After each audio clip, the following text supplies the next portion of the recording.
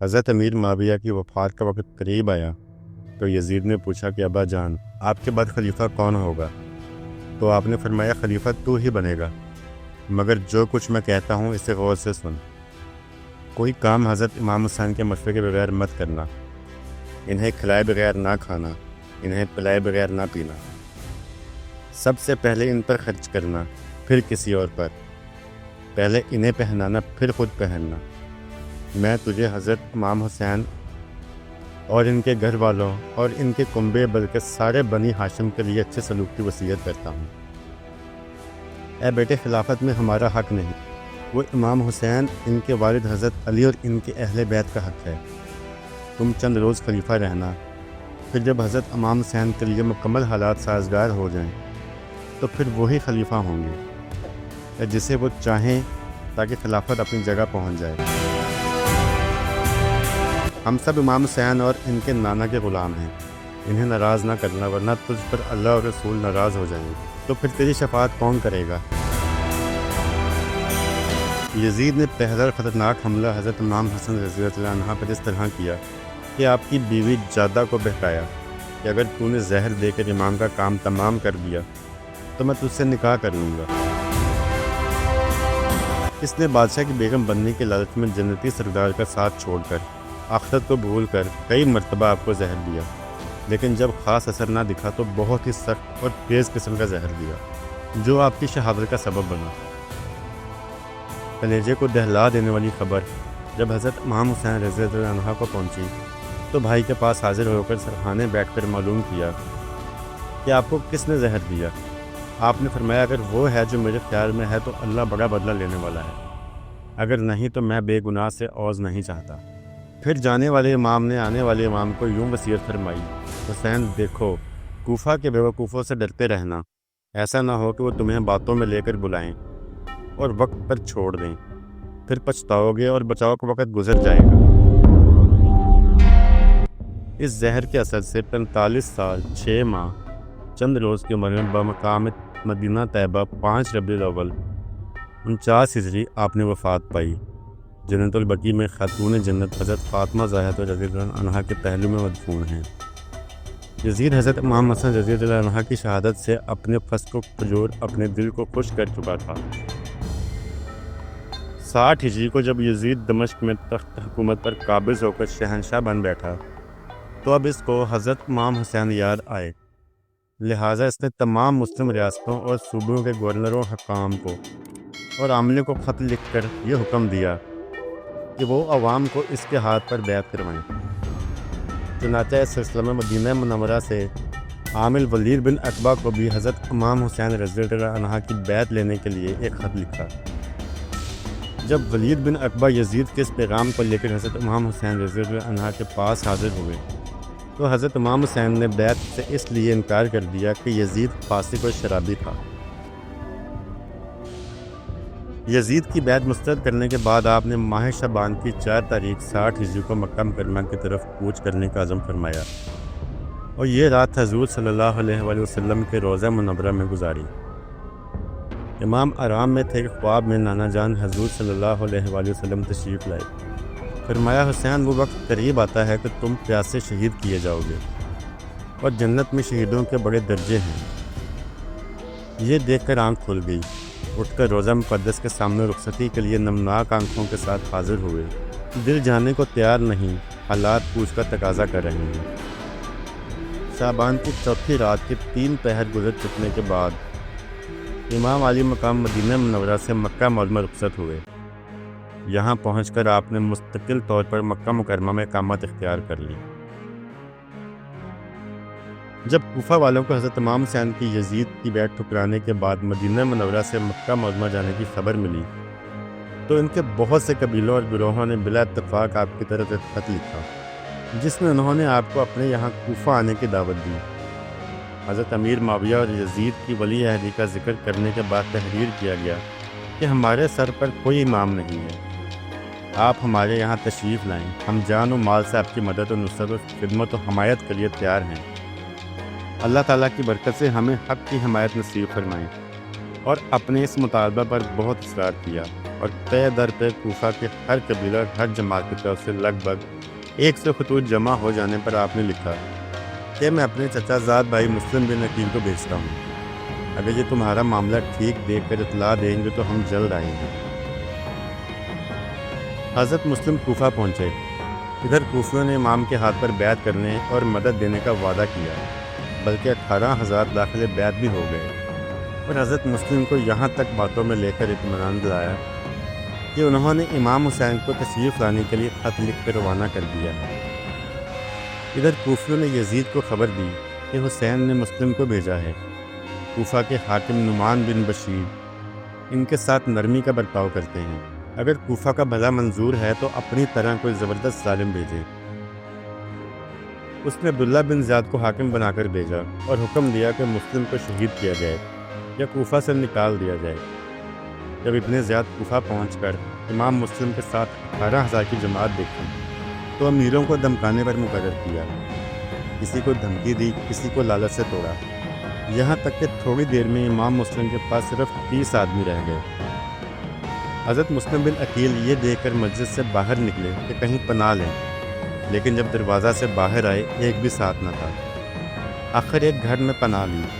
ابن زیاد نے خبر پا کر فوج بھیجی، جس نے مکان کا محاصرہ کر لیا۔ آپ نے بہادری سے ان کا مقابلہ کیا۔ جب نہ مردوں کو اس اکیلے مرد خدا پر بس نہ چلا تو چھتوں پر چڑھ گئے، پتھر اور آگ کے لوکے پھینکے۔ ابن اشد نے دیکھا کہ اس تمام کے باوجود ہمت و جواں مردی میں کوئی کمی نہیں آئی، تو بولا آپ کے لیے امان ہے، نہ آپ قتل کیے جائیں گے اور نہ کوئی گستاخی ہوگی۔ آپ تھک کر دیوار پر پیٹھ لگا کر بیٹھ گئے۔ ایک نے آپ کے ہاتھ سے تلوار لے لی۔ آپ نے فرمایا یہ پہلا دھوکہ ہے۔ ابن اشد نے کہا کچھ خوف نہ کیجیے، فرمایا وہ امان کدھر گئی؟ پھر رونے لگے۔ ایک شخص بولا تم جیسا بہادر روئے، فرمایا اپنے لیے نہیں روتا ہوں، رونا حسین اور آل حسین کا ہے، وہ تمہارے اطمینان پر آتے ہوں گے اور انہیں اس مکر و بدعہدی کی خبر نہیں۔ جب آپ کو ابن زیاد کے پاس لے جایا گیا تو اس ظالم نے آپ کو وحشیانہ طریقے سے سر کٹوا کے شہید کیا اور لاش مبارک محل سے باہر کوفیوں کے سامنے پھینک دی۔ یہ افسوسناک واقعہ 3 ذی الحجہ 60 ہجری کو رونما ہوا۔ ابن زیاد نے آپ کے 2 چھوٹے شہزادے محمد اور ابراہیم کو بھی آپ کے ساتھ شہید کر دیا۔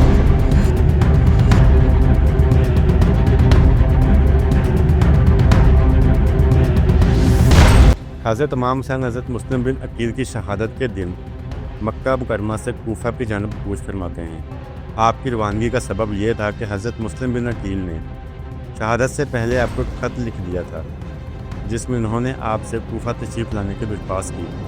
حضرت امام علی مقام نے جب کوفہ کے سفر کی مکمل تیاری کر لی تو اکابر صحابہ کرام رضوان اللہ تعالیٰ علیہم نے آپ کو اس ارادہ سے روکا، لیکن آپ نہیں رکے اور فرمانے لگے میں اپنے والد محترم حضرت علی رضی اللہ عنہ سے سنا ہے، آپ فرماتے تھے میں نے رسول اللہ صلی اللہ علیہ وسلم کو یہ فرماتے ہوئے سنا کہ ایک مینڈا کی وجہ سے اللہ کی عزت و حرمت پامال کی جائے گی، لہٰذا مجھے ڈر ہے کہ کہیں وہ مینڈا میں ہی نہ بن جاؤں، لہٰذا آپ سفر پر نکل پڑے۔ راستہ میں حضرت امام مسلم کے شہید ہو جانے کی خبر ملی۔ امام علی مقام اپنے ساتھیوں کے ہمراہ عراق کی جانب چل پڑے۔ جب کوفہ 2 منزل رہ گیا تو سواروں کی ایک جماعت نظر آئی۔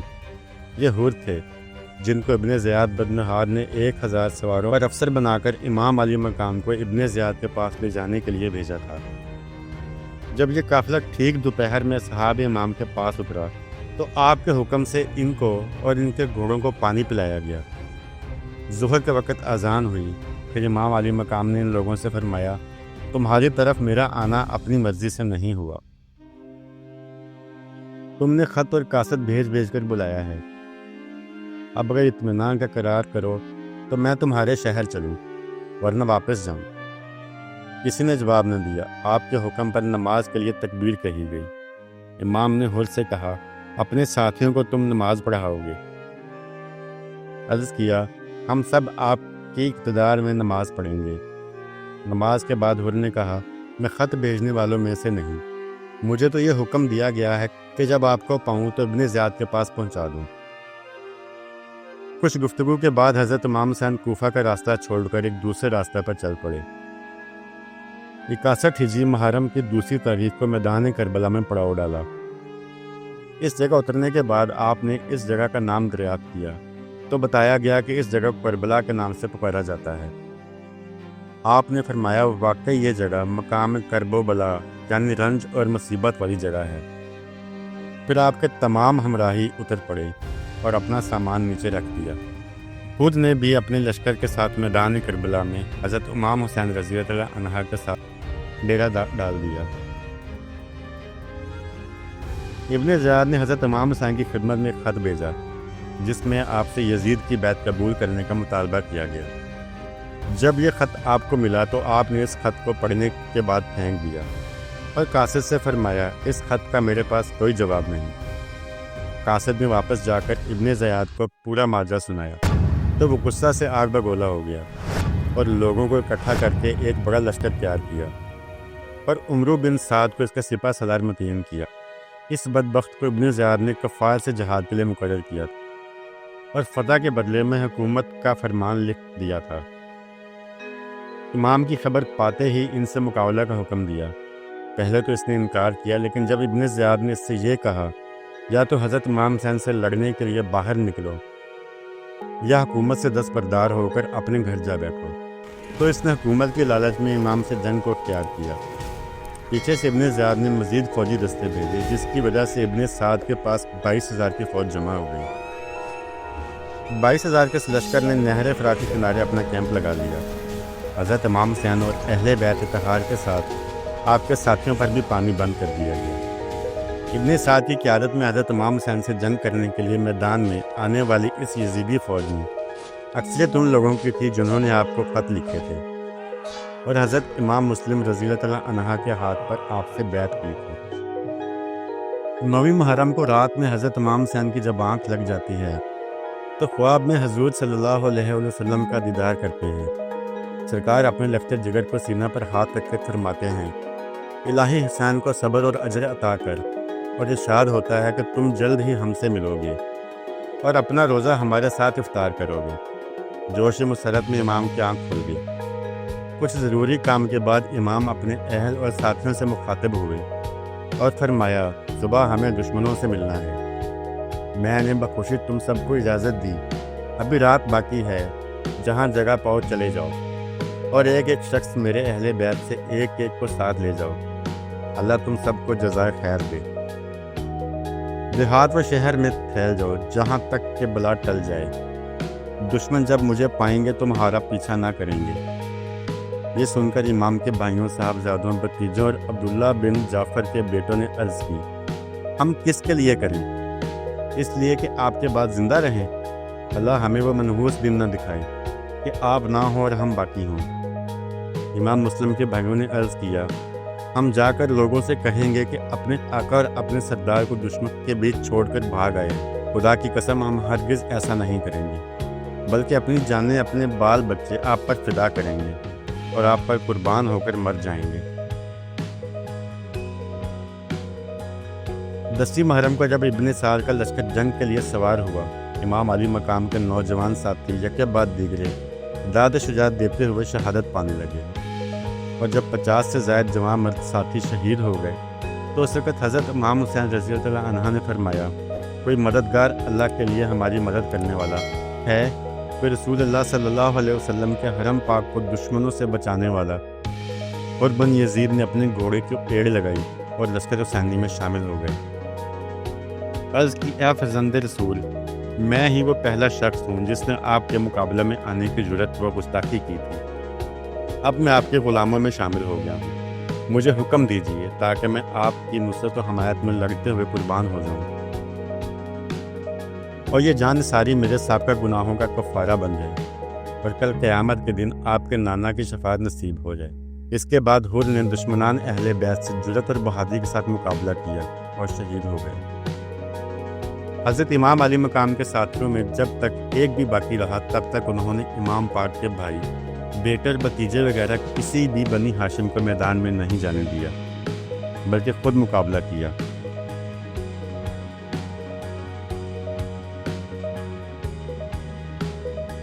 تیروں کی تیز بارش میں بھی کسی کی طرف ایک تیر تک کو نہ آنے دیا۔ اس کے بعد حضرت امام حسین رضی اللہ عنہ کے قرابت داروں نے مورچہ سنبھالا۔ اولاد عقیل فرزندان حضرت علی اور حضرت قاسم بن حسن، حضرت عباس علم بردار جب جام شہادت نوش فرما چکے تو حضرت علی اکبر رضی اللہ تعالیٰ عنہ میدان مقابلہ میں آئے اور جلال ذوالفقار سے دشمنوں پر ہیبت طاری کر دی۔ آپ کی شہادت کے بعد حضرت علی اصغر رضی اللہ تعالیٰ عنہ بھی جب شہید ہو گئے تو حضرت امام حسین رضی اللہ تعالیٰ عنہ برہنہ تلوار لے کر میدان میں تشریف لائے اور مقابلہ کرنے لگے۔ جو سامنے آیا آپ اس کو تہ طبیق کرتے گئے، یہاں تک کہ بے شمار یزیدی مارے گئے، لاشوں کے ڈھیر لگ گئے۔ 22,000 دشمنوں کا مقابلہ 3 دن کے بھوکے پیاسے اور پھر تنہا، جب جسم اقدس زخموں سے چور چور ہو گیا اور آپ بالکل نڈال ہو گئے۔ شمر ذیل جوش نے دیکھا کہ اب حضرت امام کا مقابلہ اور جنگ کی سکت نہ رہی تو وہ فوج کا ایک دستہ لے کر آگے بڑھا اور حضرت امام حسین اور خیمہ اہل بیت کے درمیان حائل ہو گیا۔ امام علی مقام نے فرمایا، اے بزدلو، شیطانوں، جنگ تمہاری اور میری ہے، مجھ سے مقابلہ کرو، مستورات کی طرف نہ جاؤ۔ یہ سن کر شمر نے اپنے سپاہیوں کو حضرت امام علی مقام سے مقابلہ کا حکم دیا۔ چنانچہ شمر کے سپاہیوں نے چاروں طرف سے نیزوں اور تیروں سے حملہ کر دیا۔ آپ شہید ہو کر گھوڑے سے نیچے آ گئے۔ قلی بن یزید نے آپ کے سر مبارک کو تن سے جدا کر دیا۔